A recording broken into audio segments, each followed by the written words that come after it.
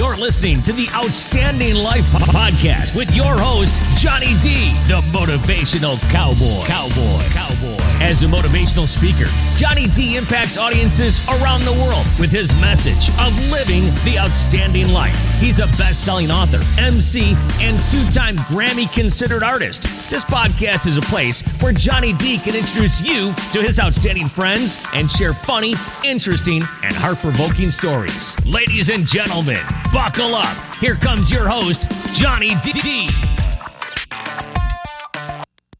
Hey everybody, I'm Johnny D, the Motivational Cowboy. Welcome to another exciting episode of the Outstanding Life Podcast. Before we get things kicked off, I want to say a big hello to all my friends tuning in on Dirt Road Radio, KYDT 103.1 FM and KBFS 1450 AM.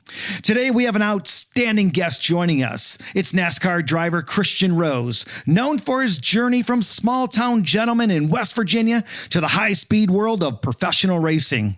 Join us as we dive into Christian's journey exploring the highs, the lows, and the unwavering spirit that propels him forward in both racing and in life.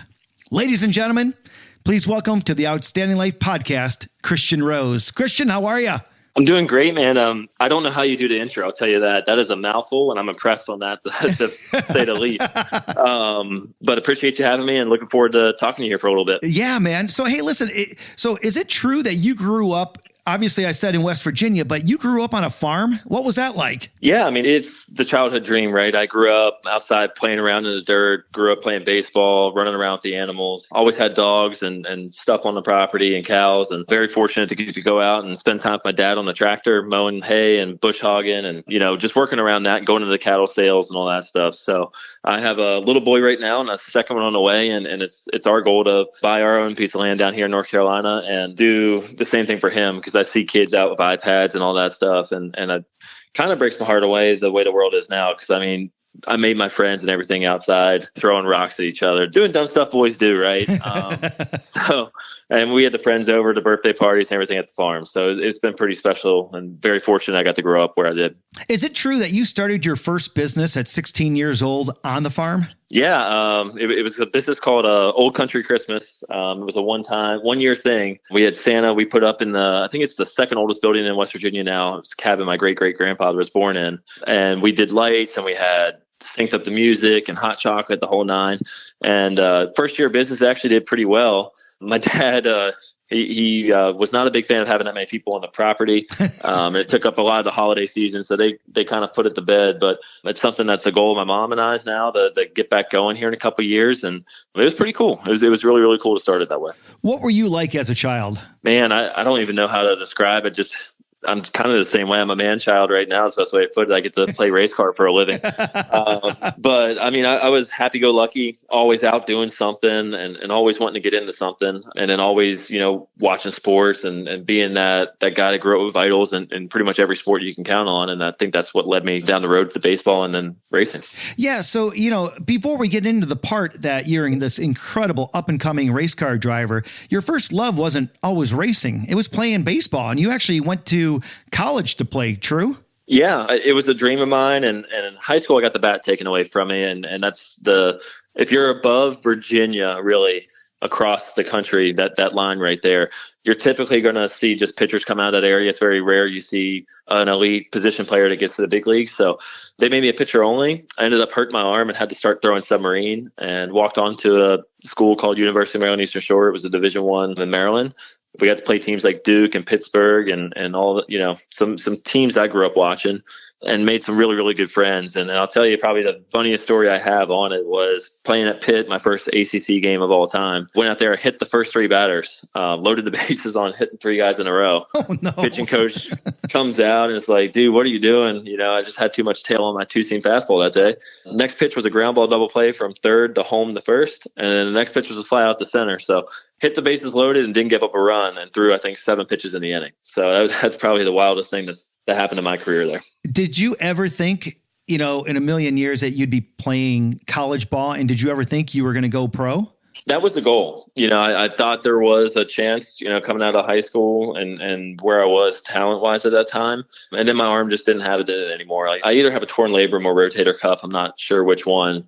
very thankful I have a coach, Mark Shives, and then coaches like Coach West and Johnny O at UMES. Coach Shives recognized it and was like, dude, you're hurt. You got to start throwing some way different, because if you get surgery, you're probably done. And he worked with me and worked with a lot of really, really talented players, and didn't have to take me on his roster of players he worked with, and got me to the college level. So I'm very thankful for that. Christian, you also graduated with honors with a degree in hospitality.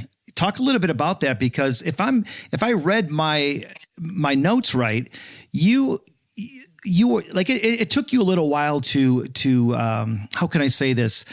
You had your obstacles in learning and stuff like that. Talk a little bit about that. I mean, because you graduated with honors.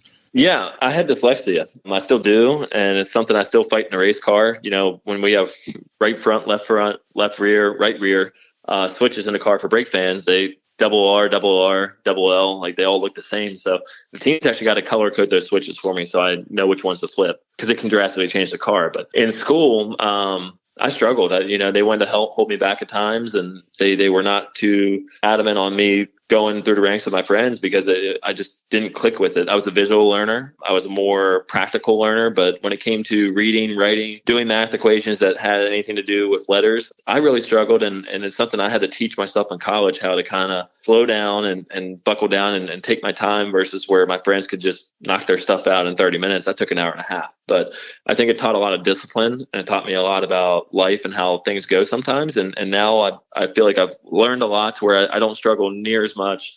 I'm actually, I think, way more above where I was even leaving college. So definitely just taught me a new skill set and how to get through it. Christian, what would you tell the moms and dads and the kids listening right now? Because, right, they look at you as a professional race car driver and thinking that you don't have obstacles. You just go out there and you race. But what do you tell these students and these young adults that are fighting with things in their own life?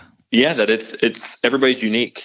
Everybody's different. Everybody's got their own set of challenges, and not everybody shows them. Not everybody, you're not going to know if somebody might be battling something or struggling with something.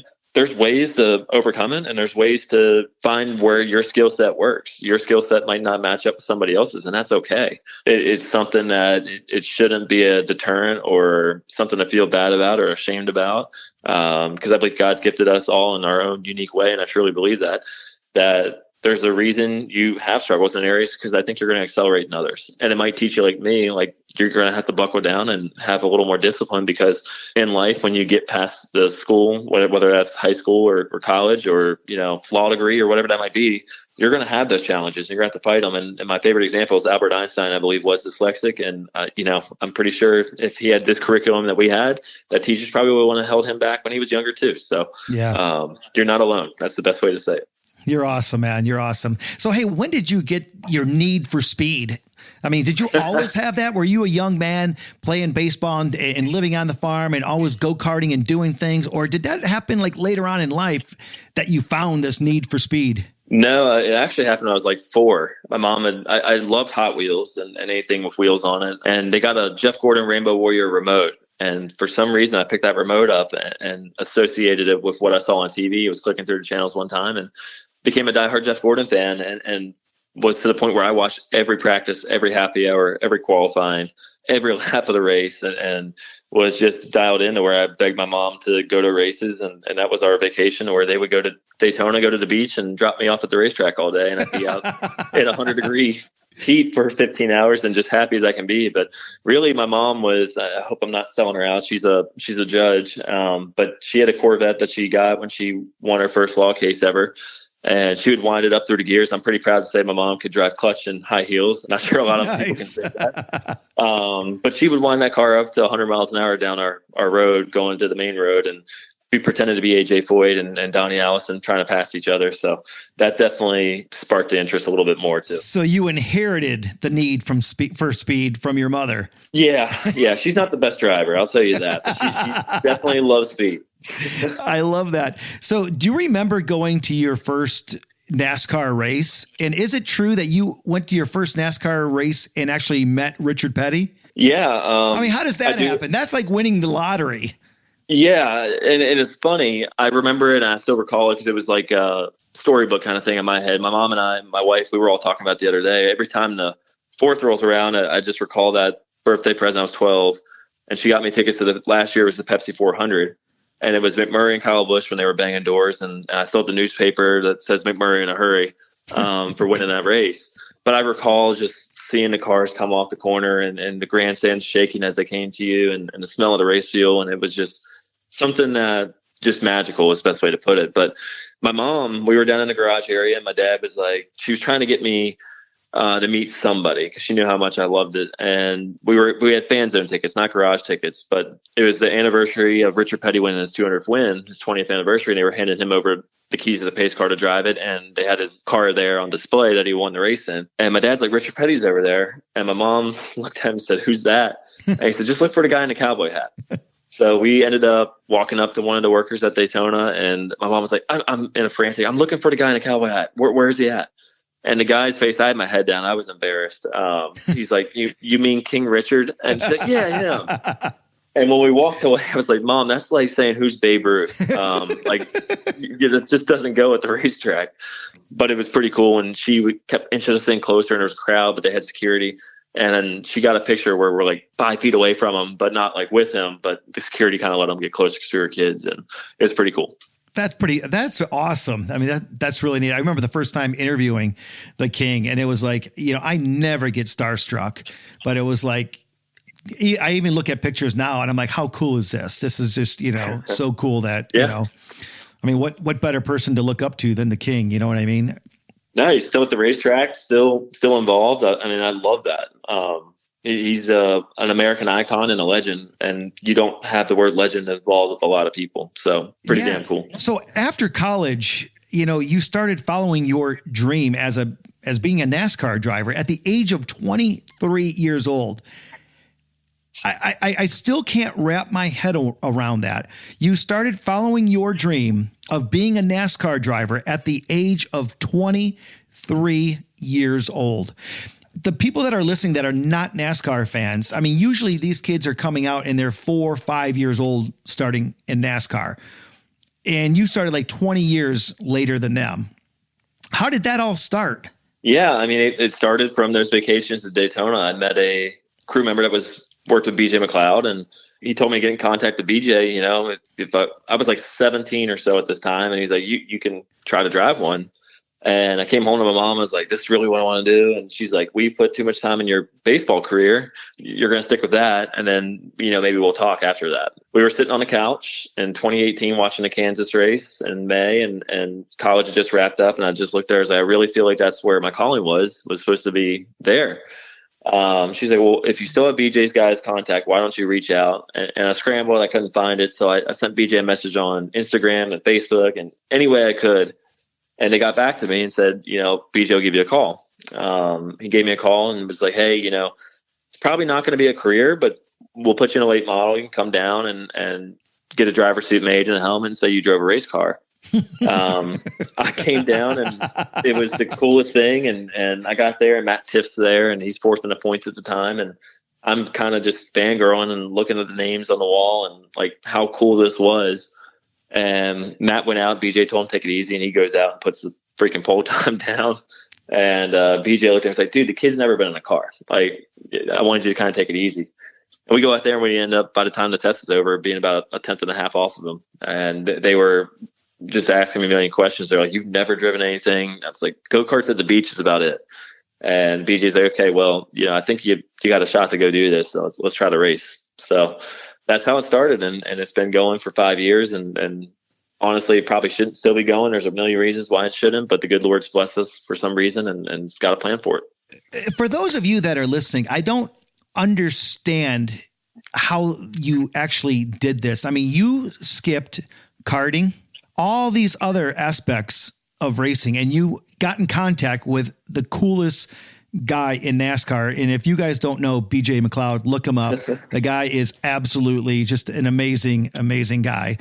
But I mean, I still can't even wrap my head around how you literally just got a hold of him on Facebook and Instagram. And it just goes to show that if you don't ask, you'll never know. 100%. That's the biggest thing I try to tell anybody that asks me about my story and like how they can get started. I try to tell them, like, you just got to take a shot. There's a million reasons why it shouldn't have worked. But it did. And it comes from hard work. I got told I couldn't find a sponsor. I got told I couldn't I've been told a million things. And now I do this for a living full time and make my living and for my wife and my kids by driving race cars. And if you would have told me that 5 years ago or even, 10 years ago, I probably would have laughed at you. So just incredibly blessed is the best way to put it. And for anybody listening, take your shot because you just never know where it'll take you. And age is only a number, just like they always say. I mean, obviously, you didn't get your start until later on in life. And you also worked with Mike Skinner, which is another icon in the business. What was that like? Yeah, it was really cool. Running for Mike, that's when I started, getting my speed, starting to figure it out a little bit. And they were incredible. They let me come out there and test even when we didn't have the funding to do it. They had somebody else testing. They're like, hey, come out, get some laps. We can't put tires on it, but we'll get you going. And he was just listening to his insight and watching how aggressive he was as a driver. The first race I ever went with them was, I think, his last late model race at Bristol in 2020. And he went out there, sat on the pole, lost the brakes, drove through the field and won the race. And just seeing the intensity and how he drove a race car and the way he handled the approach to day-to-day business with it as a champion and winner and everything you could do in the Cup Series and Truck Series and everything else. He still approached that late model race like it was all business. And that was kind of a really cool experience for me to learn from what it means to show up and no matter what you're getting in or what you're doing to bring your A game every day. Christian, I know that, sponsors are a big deal in racing. What was it like for you to finally get that big sponsor? And who was it? Yeah, I mean, it's hard to tell you the story without even getting emotional on it. My mom was the big pusher on it. My dad was in the legislature for 25 years in West Virginia, and we didn't have a shoe-in, but we knew people that might help us. And I drove from Daytona Beach when I was driving for Mike to Charleston, West Virginia, probably 20 times to sit in a meeting that we could have done over Zoom or a call just to get told no in 5 minutes. And I was at the brink of just in tears. Like, this has just been so hard for 3 years, only running 6 or 7 late model races and watching everybody get their shot and, trying so hard. And we got a call in August of 21 that we were going to get a 2-race partnership out of West Virginia Tourism. I was running with Bruce Cook at the time, and that was like the Super Bowl for me. I was like, okay, I at least got to run on one of the national tours and do something pretty cool with it. And went to Vegas and ran in the top 10 there. And then we went to Roseville and had a shot to win the race. I had a really fast car out there, and it was just unbelievable because we did those 2 races and then we were told it was going to be a full deal for the next year. And it was the back and forth. It was done. It wasn't done. It was done. And the deadline to have that to the team was like a day away.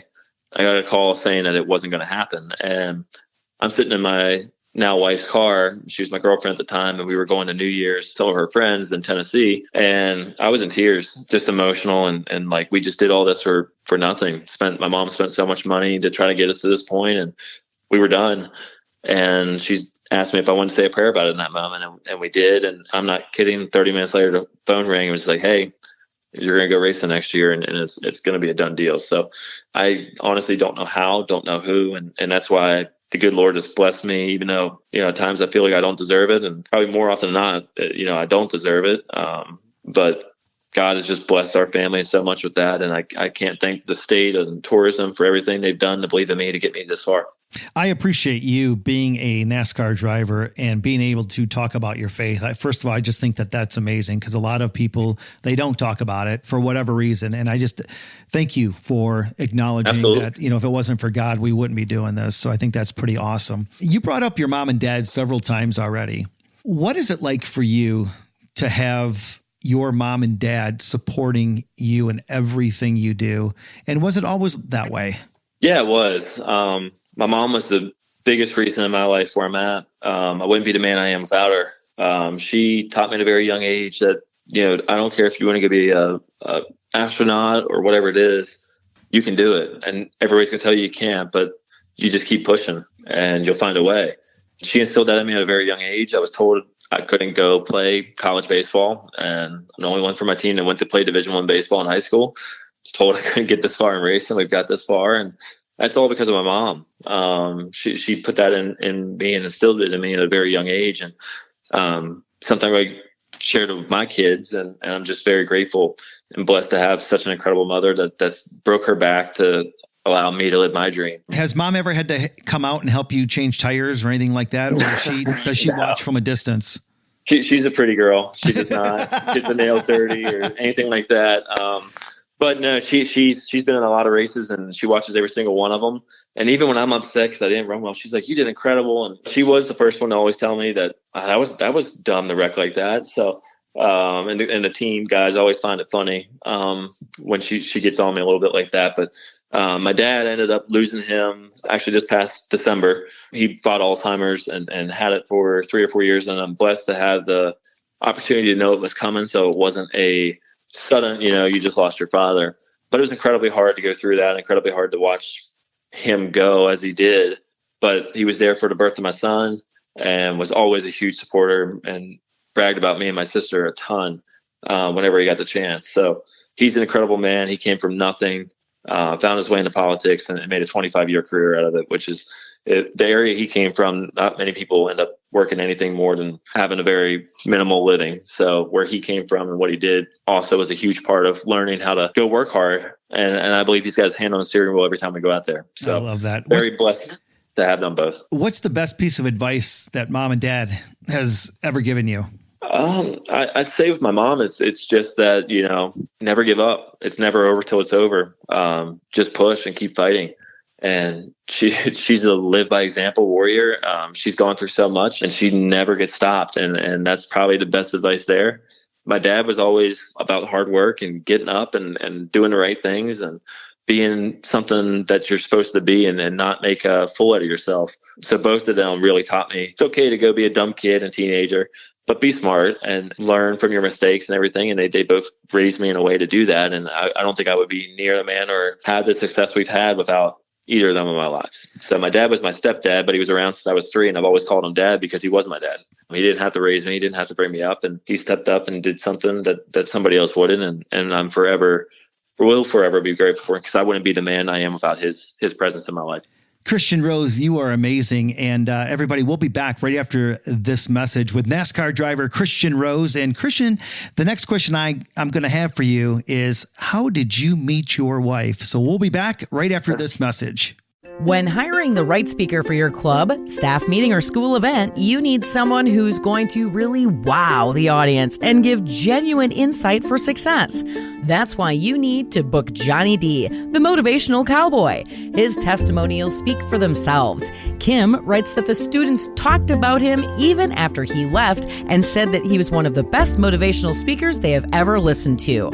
Heather says he puts life into perspective and reminds us that you can make your world better and brighter. Find out why Johnny is the right speaker for you at motivationalcowboy.com.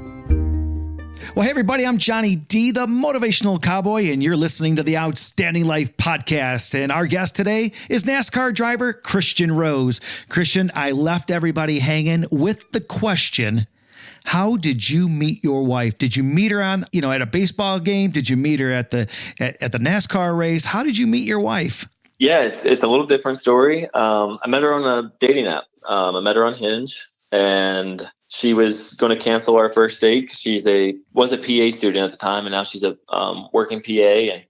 And she ended up coming. I told her had she canceled, I probably would not have gone out with her because she's like, I would have just got on another date with us when I got back from going home. And I was like, I probably wouldn't have gone if you canceled on me. And we ended up taking her dog to a bark and brew place where you can have some drinks and let the dogs run around. And she had a test the next day, and we ended up just talking. She was going to leave in like an hour, and we ended up shutting the place down. And I called my mom, 2 days after, and told her I was in love. And my mom thought I was crazy. Thought I was going to throw my career away. And we ended up married 8 months after and bringing a beautiful little boy in this world not too short after that. So she's been the rock and everything in our family and our household. And my mom absolutely adores her and loves her. And I just can't believe I met such an incredible woman. And cool thing for me was I moved to Charlotte to chase my dream. And she did the same for PA and what she wanted to do in the medicine world. And that's where I believe God has a destiny for everybody to wind up, and our paths were supposed to cross when we got down to Charlotte chasing our dreams. Pretty cool to build a family off of that. So, Christian, I have to ask, was she a racing fan? She had no clue. She had no clue. She told me a story when we just started dating, and she was living in Concord, and it was Coke 600 weekend, and she's getting all mad 'cause she doesn't do well in traffic and couldn't believe what all the traffic was from. I was like, you realize there's like 200,000 people that are piled into a racetrack like 3 miles away, right? So she learned pretty quick and was trying to watch the races and all that stuff. And then I brought her to the first time I ever ran Daytona in 2022. And I got out of the car and we had broke a transmission, but we were running somewhat decent, qualified, I think 12th or something like that. And she had no idea what speedway racing looked like, and 3 wide and pushing each other. And she was like a ghost when I got in the car and just terrified. And she's like, I had no idea this is what you do. And I'm like, this is it. And so she's gotten a lot better. Now she's my biggest critic. You didn't move that guy out of the way, or you should have done this. So, and I tell everybody, it's funny. I'm not scared to wreck. I'm not scared to get in a race car and go fast. But I am absolutely terrified to be in a car with her because she is cutthroat when she's on the road. So what is that? How does that go over when you get out of the car or you get home from a race and your wife is watching and she drills you on everything you did wrong instead of everything you did right? It's a fine line of saying yes, dear, and okay, well, you've driven a race car before, but no, I love it because she's passionate about it. She watches it with intensity, and that's what I wanted in somebody when I found them. And I'm very fortunate that didn't just fall into somebody that wanted to be a race car driver. I wanted to find somebody that truly loved me for me and not what I did. And it was just pretty cool to see how she knew nothing about it. Now she knows all the driver stories and knows who to like and who she doesn't like, and criticizes on my moves at times. So, and it's so cool to get out of the car when we run well and have my phone blowing up about how proud she is and excited. So, just very blessed on that. Has she ever had to help you out with anything when it comes to your racing career? I mean, a ton. When it comes to watching River, it's the hardest thing to go on the road when you have a 1-year-old, because you don't want to spend a lot of time away from them. But this life, you have to. And if I got a call, I got to go see a sponsor 5 hours away to potentially put a deal together, I got to go. So just her taking care of River when I'm gone and letting me sleep in when I get back, because I get back at 4 a.m. sometimes, and making breakfast for me and just making sure that, she's letting me chase my dream. That's all you can ask for. I mean, she's just incredible about letting me chase my dream, be a full-time mom, also work a 9-to-5 job. That's very strenuous. She's an incredible one. So when you're home, are you the guy that has to still watch your child and do chores around the house and do your part of it? Yeah. So I try to, before I get on the road, I'll take the day and clean around the house and make sure things are good for her. And we have a routine. She takes River to daycare. I pick him up after I get done at the shop or working in the office all day. And I'll do the nighttime routine with him, and full-time dad and full-time husband still, and try my best to make up for the time I'm gone. Because she's still working too. And she's pregnant right now with our second. So there's no quitting her. And she's up at 7 a.m. working out, pregnant and everything, going to work. So she's a true hardworking woman. That's incredible. Christian, every great athlete has had great coaches throughout their career. You played baseball. Now you're a race car driver. Who has been some of your great coaches? And I don't just mean actual coaches. There are people that come into your life that you look and that you look up to, or they give you great advice. Who are those people for you? Who are those people that motivated and inspired you or kicked you in the butt when you needed it? Yeah, there's so many that come to mind, and I could probably spend an hour talking about all the people that have really influenced me and really pushed me in my life. But I think the first one that comes to mind is Mark Shives, out of Clear Spring, Maryland. And, he played baseball at FIU and they're number 1 in the country. He was an all-state athlete in 3 sports. And I remember the first time I went to him, he jumped my and I apologize for cussing on that. But it was like, if you missed a spot by 3 inches, he's like, that just went 500 feet. And he would push you, he'd break you down and then build you up. But I mean, it made me the athlete I was. And he really just truly wanted to see the best out of his players, and was a friend, a mentor. I still talk to him today, and he's been incredible in my life to help push me to get to where I needed to go. And then when I got to college, I had Ryan West and Coach O'Neill, and Ryan West was our pitching coach at UMES, and he was like a younger version of Mark. Mark's, I think, like 42 or so, and Coach West was in his late 20s, just getting off the mound, but just as intense and the same mindset and the way he pushed us and would break you down, but build you up. And then I look at people, in my life on the racing side, like BJ and Bruce Cook and now Wade Moore and Reed Mobley and guys that work with AM. And it's just been incredible, the people I've got to be with that actually truly care about you, want to see the best out of you. There's people from back home that have helped trying to help me in my career on sponsor side, like Sandy Hamilton, who's like a second mom to me, that does all the e-commerce and brings businesses into the Eastern Panhandle, West Virginia.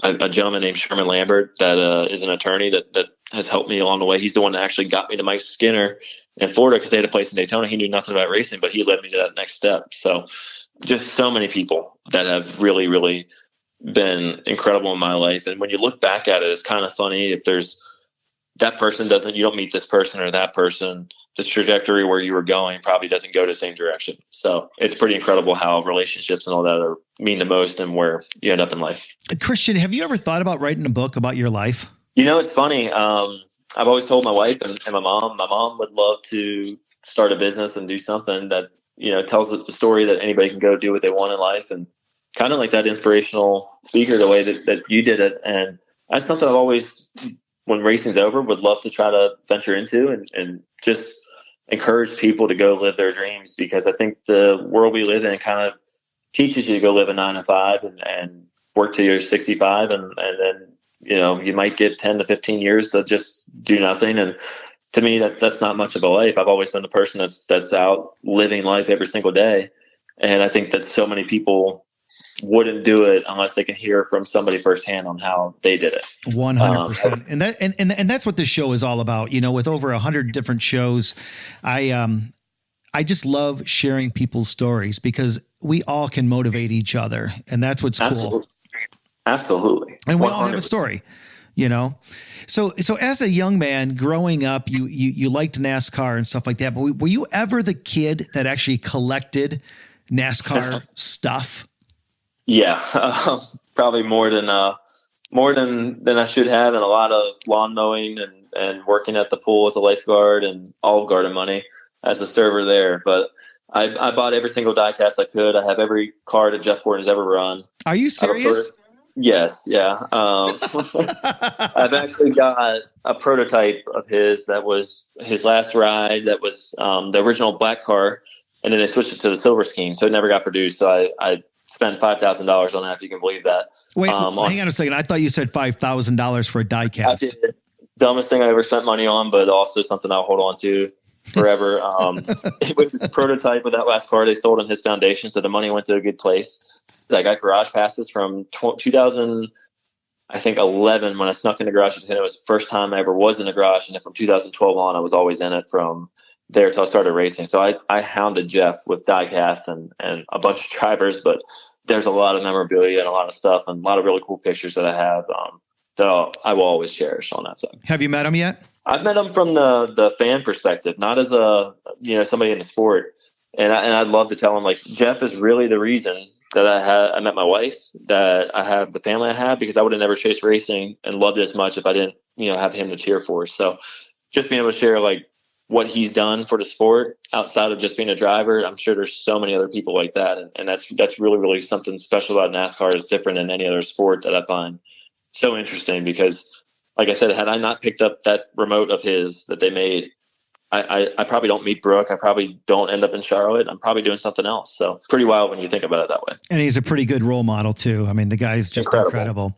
Christian, talk a little bit about the early days of trying to make it in racing. Yeah, I mean, it was hard, man. When you say hard, I mean, kind of explain to people that are not race fans how tough it was. I mean, you tell people that you're a race car driver and you're doing all these things, but what was it really like? Was it all glamorous? Not at all. And even today, it's not. It's different today than it was 5 years ago, but coming from a family that had some money, but not racing money. And that's one thing that I think people have a hard time understanding, is racing money is a different ballgame than just being somebody that's got, a good living, outside of the racing industry. Like, you've got to bring a lot of money. So I had to teach myself how to sell. I had to teach myself how to have those tough conversations and say, hey, like, I'm asking you for money to fund my racing career, but it's going to help you on the sponsorship side, the advertisement side, the business to business side. And I had to really work hard at it. And people don't understand that, most don't, that it's a 9-to-5 job. Like every single day, like I'm sitting in my office right now. And once I get off this call, I got a call at 2:00 of a potential sponsor, and I will just be cold calling all day. So when you're doing that, when you got the job, it's amazing. It's a lot of fun when you're doing it and you desperately need to find that money, the stress and the anxiety and, you know, the wear it takes on you as a person to know, like, people look at you like you're just out trying to play race car and not doing this for a living. And you're trying to make it a living, but it's extremely hard. So those first 3 or 4 years were extremely tough. And then 2 years ago is really kind of when I flipped the script of all that hard work finally paid off. And now I'm doing it in a different way with a lot of stress of like, you got to go perform and you got to, you know, be the race car driver, but also the sales guy at the same time. So hard work is kind of the main component that's in everything you do, no matter what career it is. If you put the work in and have faith in a good Lord, a lot of good things can come your way. What are your goals still in racing? I tell everybody, and then people can laugh or whatever it is. I want to be a Cup Series champion. I want to go win races at the Cup level. My experience is still growing, but I know we've finished third in the ARCA points last year. We had a career best finish of third at Salem last year, where we were there pace wise that we could have put ourselves in position. We had a chance to win Talladega this year. I know that moment's coming, but to take that shot and follow kind of what Josh Berry did, and, you know, a little bit later got to the scene, and Greg Biffle and Rudiman, those guys are inspirations because they didn't get going until they were in their early 30s on the Cup side. So that's my goal, and until that is absolutely not going to happen, that will always be the goal. So I know that a lot of drivers get asked to go and like throw the first pitch for a baseball game, if it's professional or if it's AAA. Have you ever went out there and had to throw the first pitch? I mean, you're a baseball player. I mean, and you're a pitcher on top of that. Has that ever happened to you? Yeah, it's been pretty special. I got to do, the first one I ever did was the Cincinnati Reds. Oh, really? Yeah, it was really, really cool. Did you make it across the plate? That's all I want to know. I did there. Funny thing is, I've thrown it harder than most people do, and the mascot was not expecting the ball to come in about 75 miles an hour. So it tipped his glove and went back from there. But got to do that one. Pittsburgh, I got to go, and that was really cool because I got to see the Cardinals play them, and it was Albert Pujols' second to last game, and he hit a home run, and it passed him for second all time on the RBI list. And it didn't matter if you were a Pirates fan or a Cardinals fan, like the whole crowd erupted just for that moment. So to get to do that and then get to see history on top of it was really cool. What is it like for you to go see, children in the hospital at the West Virginia Children's Hospital? What is it like for you to go in and spend time with sick kids? Yeah, I mean, it brings chills to me right now. It really puts in the perspective of what life is, because I just talked about how hard it was to find sponsor dollars and the stress and everything that comes from it. And in reality, we don't know what stress or pressure is or anything unless you're one of those kids that didn't get to grow up like we did. And they're the happiest, go luckiest people you will ever meet in your life. And they're sitting there and they got cancer. They're fighting something that they had to have multiple surgeries. And when you can see a kid have a good day and be happy doing chemo and everything, and you get stuck in traffic and it ruins the rest of your afternoon, really kind of puts in perspective what matters in life. So being able to go back and have a partnership with them, that we're going to have the children design the car for us for the Bristol night race this year. Just really, really special to get to use our platform and everything to share it in a different light and give back in a way to make some kids' days and their families. So very, very special and blessed to have that opportunity. And it's something that means more to me than anything I've probably done in my entire life. And tell everybody who you race for now and what it's like to be racing with them. Yeah, I raced for AM Racing. When I sat down, it was 2 years ago, we were kind of exploring routes that we wanted to go. We knew we were going to transition to a different team. I met with a lot of teams, a lot of pretty big teams, and AM wasn't really my first choice at first. And after that first meeting I had with Wade Moore, the president there, they truly believed in me. Wade was the only one that blew my phone up about, hey man, you ready to sign your contract yet? And my wife was the one that's like, I really get a good feel out of what they've done and what they're doing. And then they announced they were bringing Brett Moffitt in, and it was like, okay, if it's good enough for a guy that's won championships and races, and, it's good enough for us. And they've been so much more than a race team. They've been a family. They truly believe in me and the talent that I can have. And they've brought partners in for us. They've catered to everything we can ask for. So it's been kind of a dream scenario to kind of fall into a seat there and work with drivers like Brett and Haley. And now you got Joey and Josh Berry and guys in that building that are pretty cool and have a good resume. So, Chase Briscoe last year in a truck. So not very often you get to work with so many guys at that caliber and get to pick their brains. Christian, what was it like for you to do laps at Daytona International Speedway, a place that you grew up going to, a place that you absolutely loved? I mean, what was it like not only going to Daytona International Speedway to race, but what was it like to hit speeds of over 200 miles per hour? I mean, kind of walk us through that.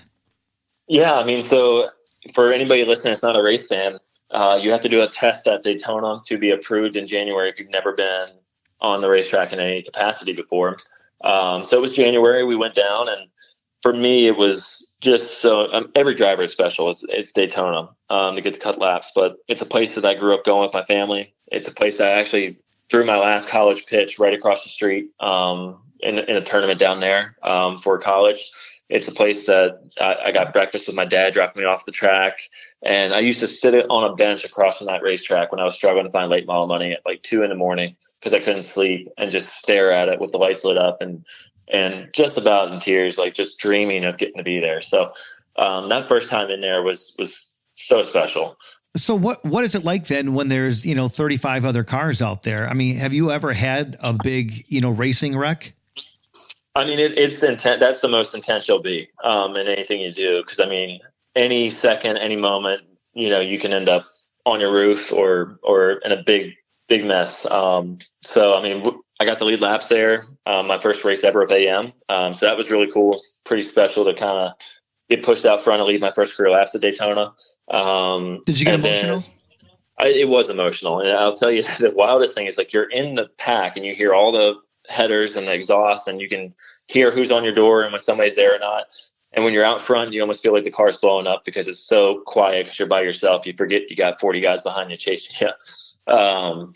But I've never been in a speedway wreck. We run really well in the speedways. We finished 4th at Daytona, had a shot to win Dega this year and finished 5th there. But Dover this year is pretty intense. Like, we blew a right front leaving turn 4, and it's the most helpless feeling you'll have. And car was on fire, and it was, that one rung my bell a little bit. But the first time I ever hit hard was Nashville at the fairgrounds in a late model. And we were just starting to figure out some speed, and first time it really kind of clicked on how to be fast. And I just came into 4 in a super late, a little too hard, and she snapped up from underneath me, and it sounded like a shotgun went off when we got the inside wall. That's probably the biggest thing, is if you can wreck hard and get out of it and jump right back in it, you're going to be fine. What's the biggest lesson you've learned in your racing career? I mean, when you look at all the years you've been racing, what's like one of the biggest lessons you've learned? I would say that ride the tide on an even level, because you're going to have high moments and you're going to have low moments, and you can't ride the highs too high and you can't ride the lows too low. And that's something that I've learned more so this year than anything, because last year we came off 2 top 5s to finish the season with a lot of momentum, go to Daytona, click a top 5 off out the gate. We're leading the points after Talladega, and then we had a right front at Talladega go down, or Dover go down, and had a mechanical failure at Charlotte, and we found ourselves back in the points and scrapping to get back in it. So you can be at the top, and it'll humble you really quick on how fast it can change. So you got to find a way to be even keel and not hold on to it. So I try to wipe the slate clean. If we have a bad race, I'll hold on to it for that night, be frustrated, but the next morning I'm up and focused on the next week. So I'd say that's the best thing I could tell anybody, is really in life, you're going to have ups and downs. It's all about perspective and how you handle it. So how do you stay inspired and motivated to keep doing the same thing every single weekend?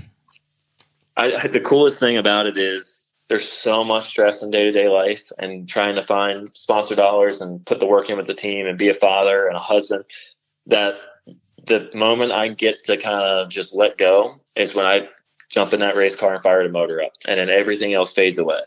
That feeling is so addictive and so just amazing in that moment. That is what pushes me every day to keep going. Because it's such a incredible feeling I've not got out of anything else in my life.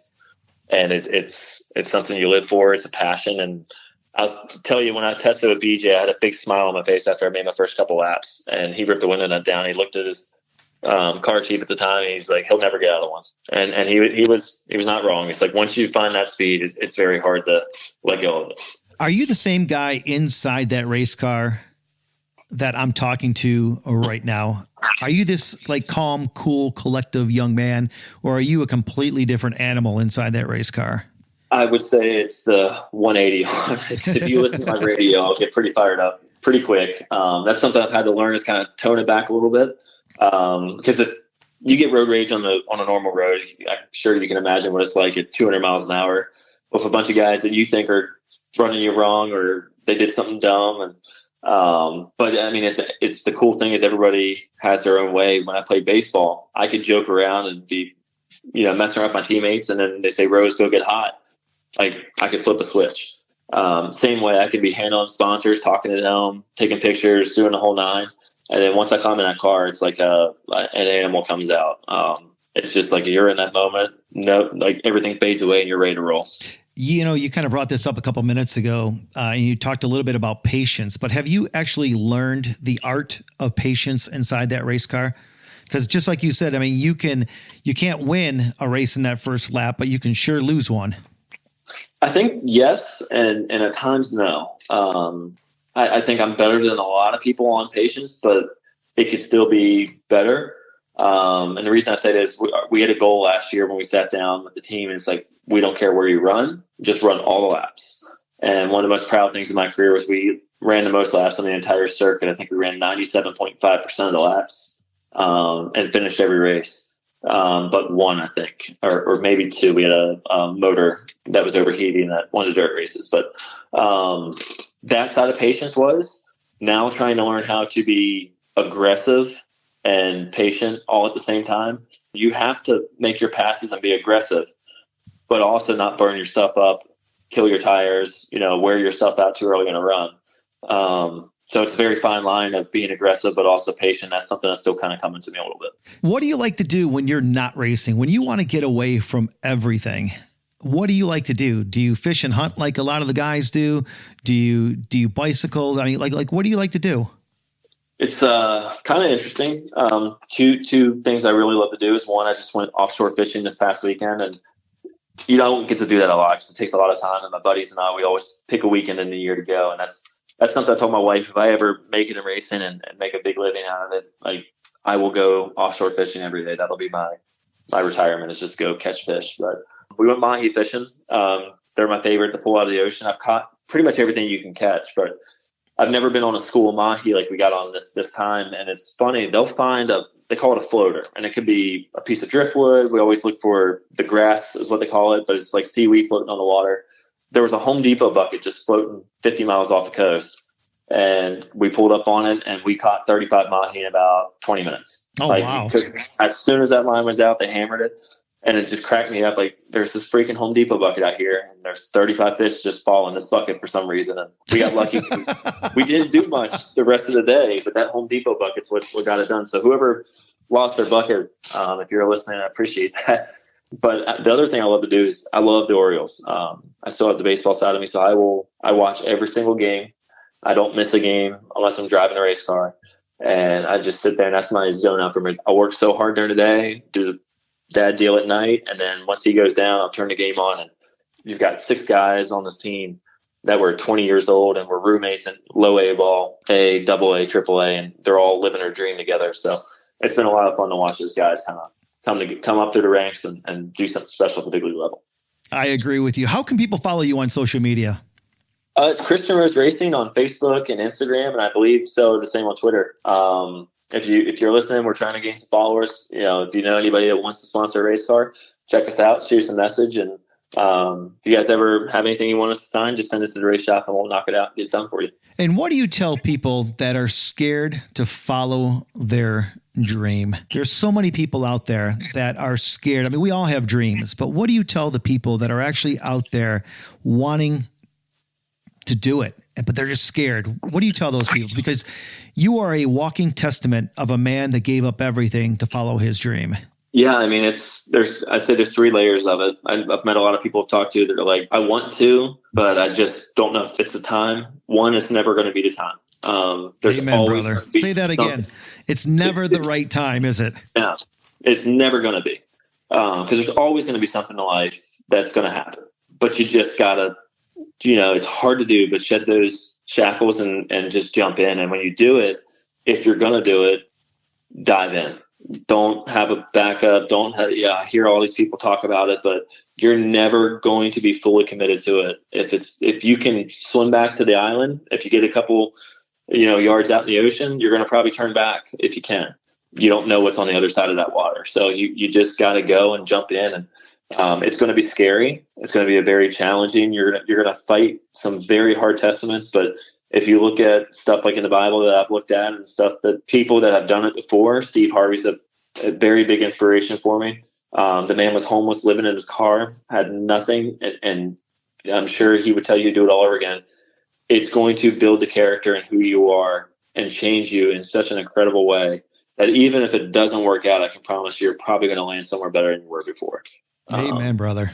You just got to jump in and go for it. And if you don't make it, people don't, obviously, it's okay. God has a different plan for you, but you can never, ever take it away from yourself that you went for it.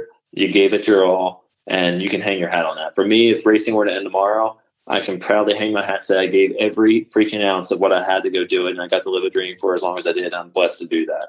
You're going to meet incredible people on the way, and you'd be surprised how many people are actually going to be willing to help you if you ask for help. People that are successful love helping people for the most part that I've come across get there because they did the same thing, and they probably didn't have as much help as they wish they did, and they're willing to give you that help or give you the advice and point you in the right direction.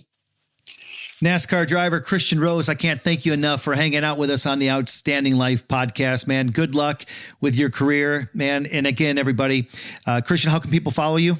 Christian Rose Racing on Twitter, Facebook, and Instagram. And then our website is christianroseracing.com. There you go. Hey, thanks again. Everybody, I'm Johnny D, the Motivational Cowboy, thanking you for hanging out with us right here on the Outstanding Life podcast. We'll see you next time.